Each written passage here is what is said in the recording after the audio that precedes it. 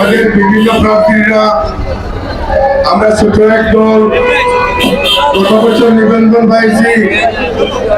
আমাদের হয়তো এই ক্যাপাসিটি নাই যে আমরা বিভিন্ন অঞ্চল থেকে বাদ করি আনিয়া বড় বড় কোনো সভা দেখাইতাম। আমাদের প্রয়োজন নাই। মানুষ আমাদের সাথে থাকে। আমরা ফেসুগঞ্জ থেকে সিলেট থেকে অন্য মানুষের কোনো প্রয়োজন নাই। আমরা বিহারগঞ্জবাসী সমর্থন চাই, বিহারগঞ্জবাসী ভালোবাসা চাই।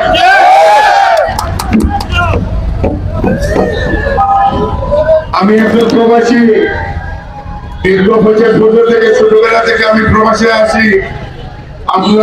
আপনাদের দোয়ায় আল্লাহ সুবহানাহু ওয়া তাআলার রহমতে আমার একটা অবস্থান আছে, আর্থিক সচ্ছলতা আছে। আমি কোন প্রকার এইরকম আশ্বাস দিব না যেটা আমার পক্ষে সম্ভব হবে না কোনো সময় বাস্তবায়ন করা। আমি কাজে বিশ্বাসী একজন মানুষ।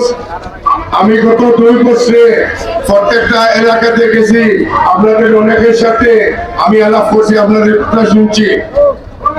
আমাদের বিয়ানীবাজার গোলাপগঞ্জে যে সমস্যাগুলি, এইগুলি আমি প্রাধান্য দিয়া আগামীতে ইনশাআল্লাহ যদি আমি নির্বাচিত হই তাহলে এই কাজগুলি অগ্র অধিকার ভিত্তিক আমি কাজ করব।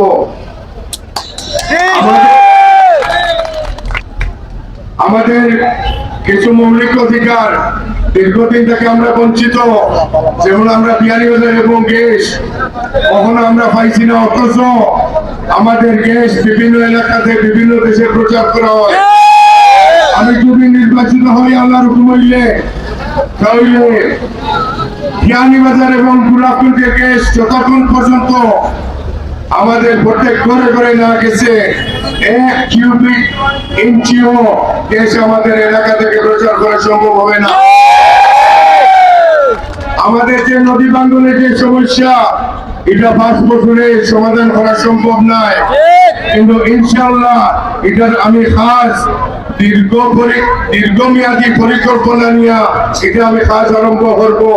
কারণ যখন আমি এই এলাকাগুলিতে যাই, আমার মুক্ত রাখতে পারি না যে এখনো আমাদের জনগণ, বিয়ানীবাজার গোলাপগঞ্জের জনগণ এমন অবহেলিত অবস্থায় আছে।